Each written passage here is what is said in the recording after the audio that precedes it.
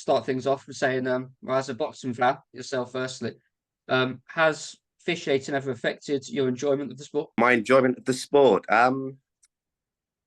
maybe my trust overall and my integrity in it. So, yeah, because it's a momentary burn, isn't it? In the moment when the whole world supposedly sees one thing and then three people see it quite differently. So it does sting. And I'd say it's more of a combat thing overall than just a boxing thing. Sometimes I think boxing gets a little bit too much criticism in that sense, where if you look at MMA as well, there's a lot of scorecards on the regional scene, the amateur scene, that don't go the way that most people should do, or they think it should. And so I don't think it's boxing exclusively, but at times it does make you want to take a few days away from the sport to recover, so to speak, mentally, heal, and reflect on everything that's happened. So yeah, to a degree.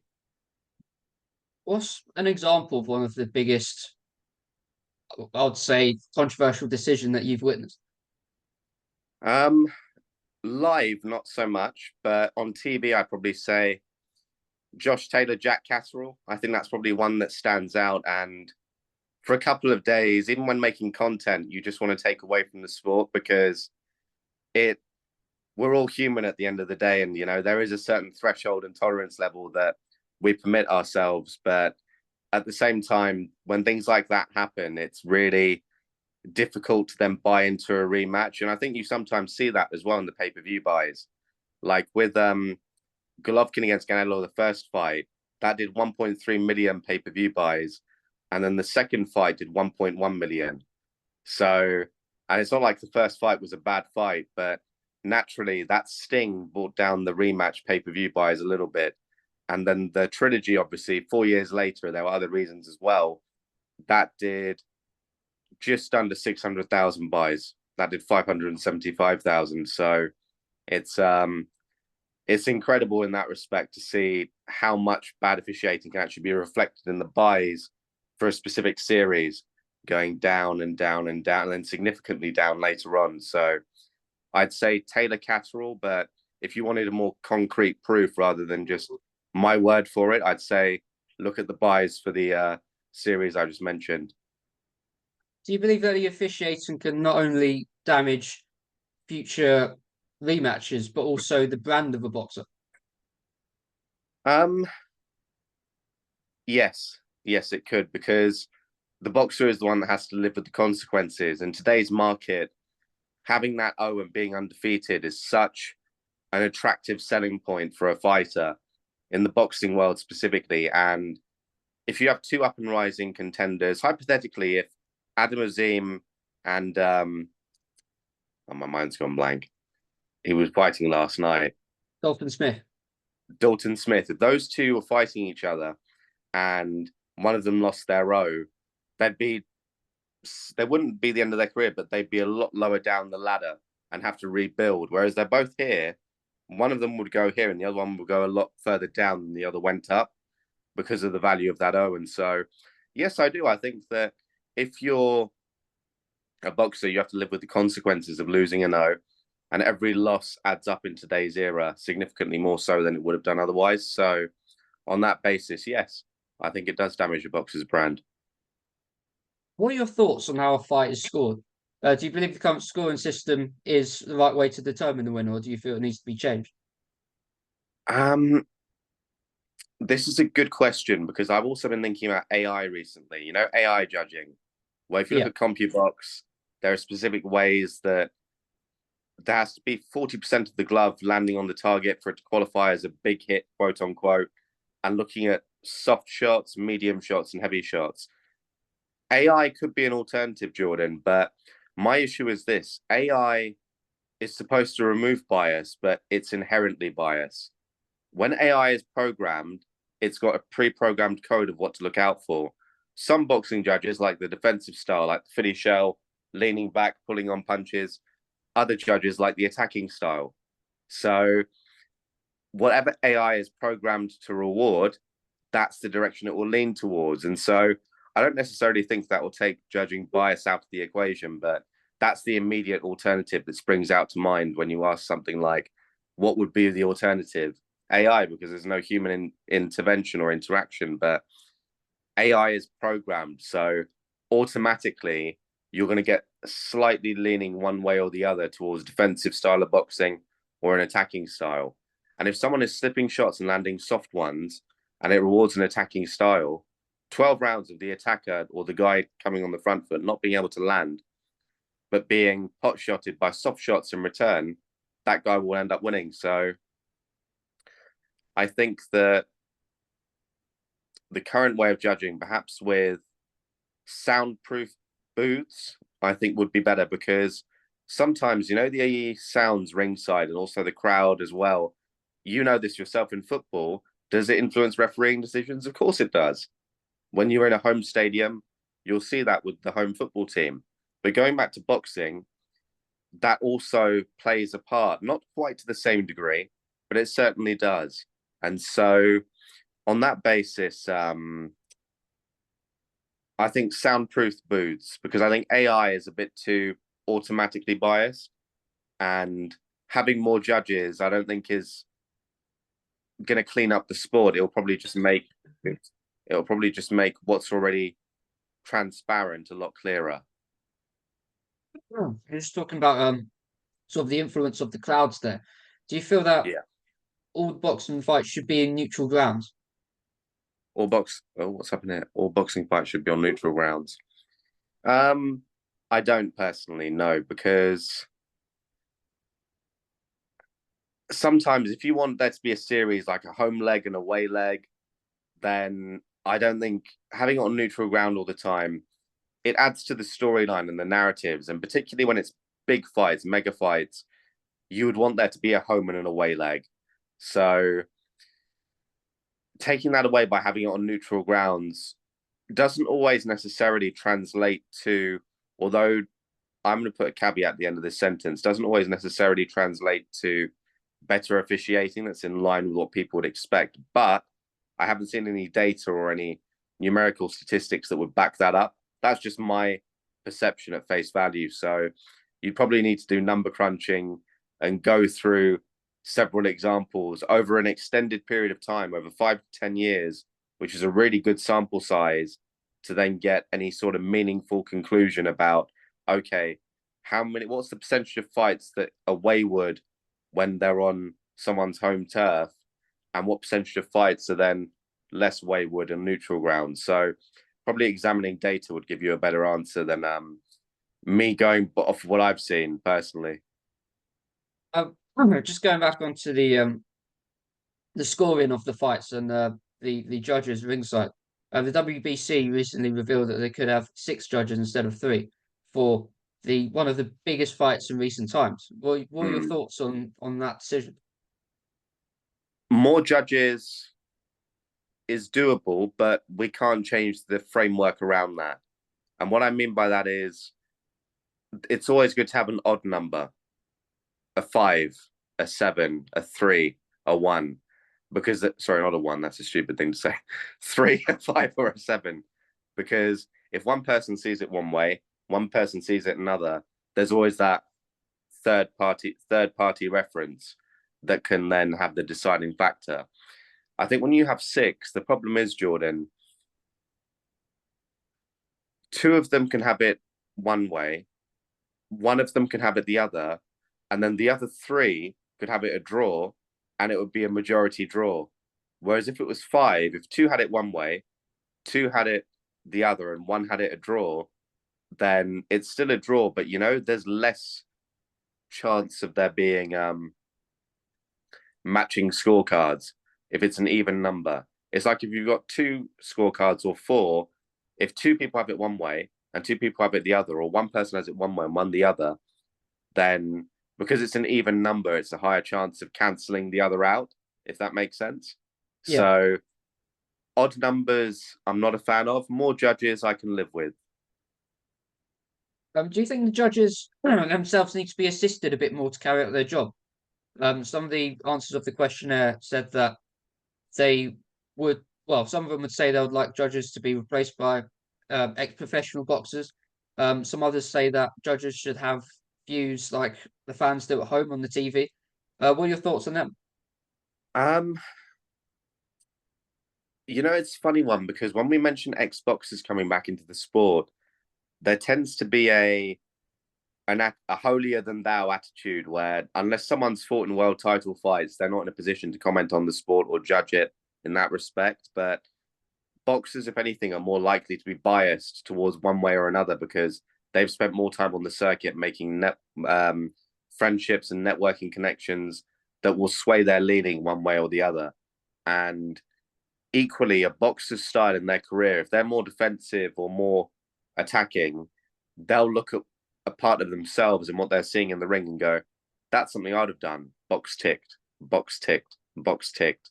And it influences their bias. So I actually think that when boxers are put into, and this isn't a knock on Xboxers, because what they've done firsthand, they all have physically felt things that, pundits, analysts, commentators, judges haven't done because they're the ones that have been and done it. But I think that makes them best placed to come back and officiate as a judge because, yes, there's more incentive to have that level of empathy or sympathy to a fighter because they don't want them to be robbed the way they were. But I don't think that affects the bias personally because we see a number of Xboxers that are very biased. I think an example of that would be on DAZN with Tony Bellew, for example. That's a former world title holder, but I've heard more neutral and objective judging and officiating from, this isn't hyperbole, from random pubs I've walked into in Liverpool and Manchester where guys are watching a fight in a pub. And it's been more objective. And these are guys who have never played sport than a person who's been a world champion in the sport. So I don't necessarily think that being an ex-fighter makes someone more objective, although it's still a point worth mentioning because they will, more than any of us, more than anyone, want to make sure that people in the ring don't have to go through what they went through in terms of robberies. How about the possibility of the judges being in sort of separate room, just like VAR in football, watching it on the screen and having the view of the fans of what the fans do? So, Like a soundproof booth or with the sound. um, I mean, it could be tested with both, I guess. Okay. Well, I'll give two answers then. So with the soundproof booth, that eliminates the chances of being influenced by the crowds, the chanting, that sort of thing. The danger of that is also you don't get to hear the punches. And if you've ever been ringside at a fight, punches look different, they sound different. You see the sweat flying off people's faces. That affects your perception of the fight. Because sometimes I've been ringside at fights that I had them scored one way, and then on TV, I look back the next day and thought, that's not quite because the camera angle is different. You don't hear the punches the same way because of how the cameras are set up around the ring. And the second answer to your question would be the other alternative, which was, if memory serves, without the booth, just a room at the back. You wouldn't hear the punches as cleanly, but you'd still be affected by the chanting because you could hear the stadium, the home crowd. So I think the soundproof booth and being in a separate room,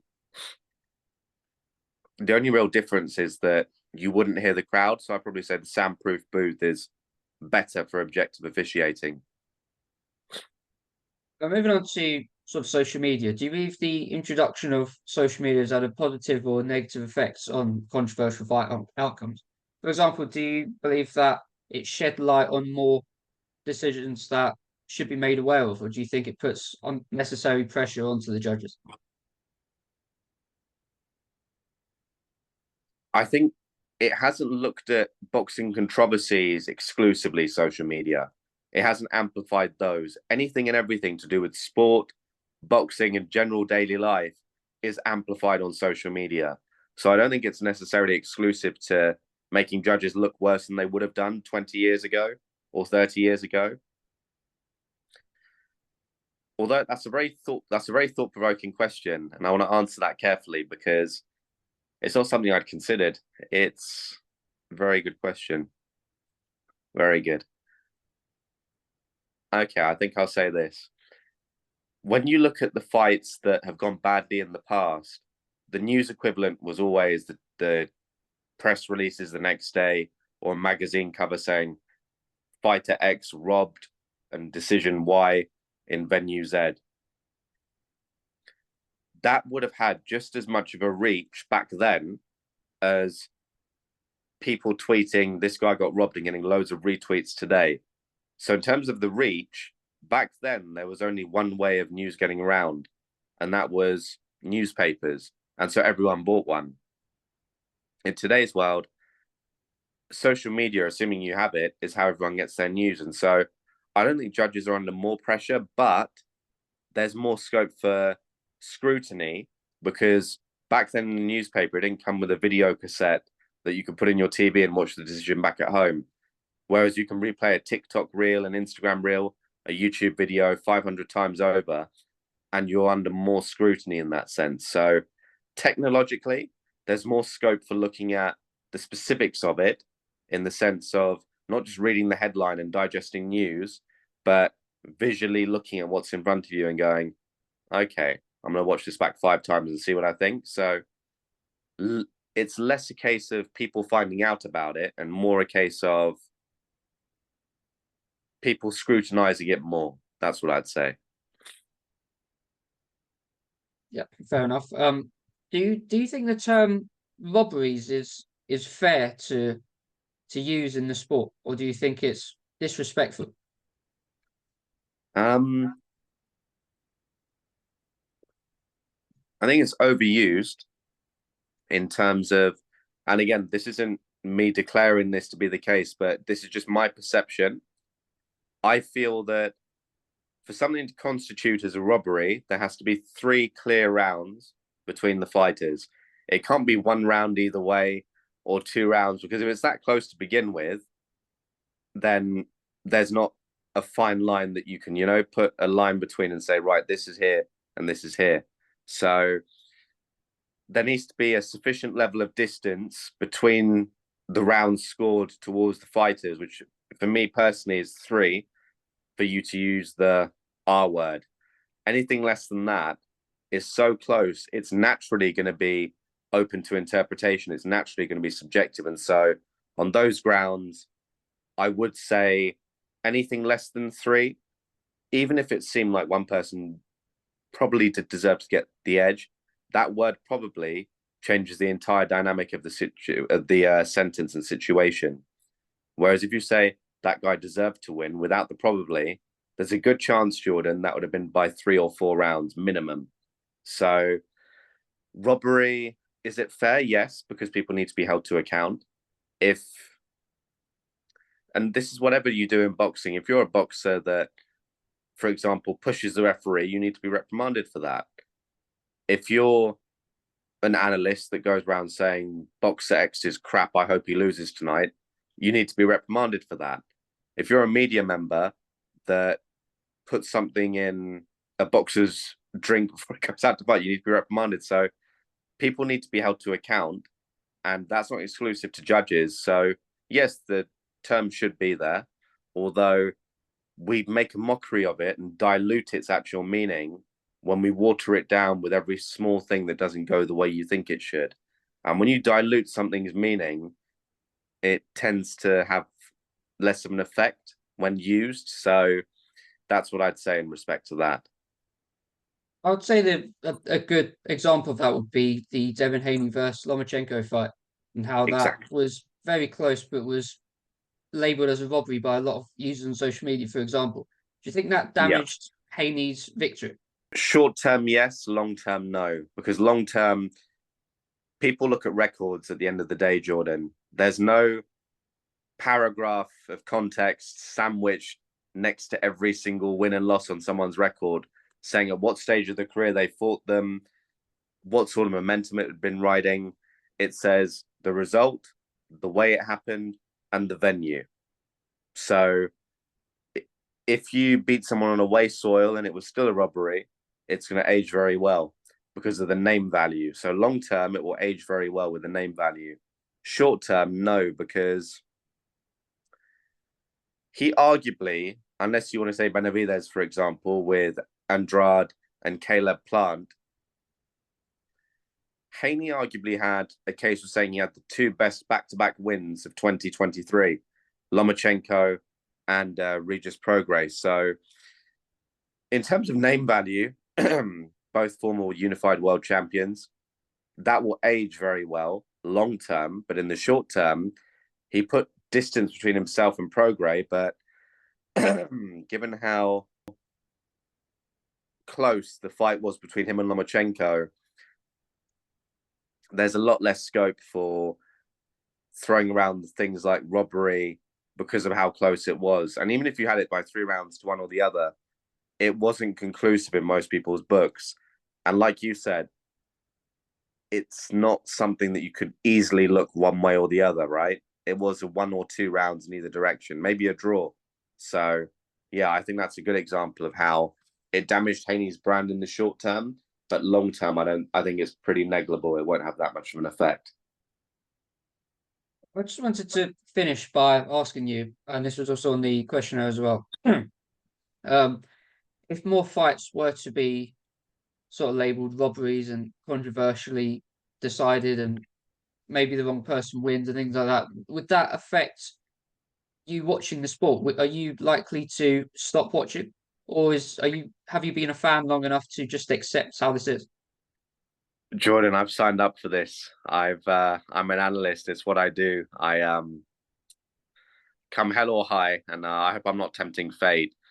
I'm prepared to dedicate the rest of my adult working life towards working in this industry as I do on a daily basis. So for me, it's a bit like a toxic relationship.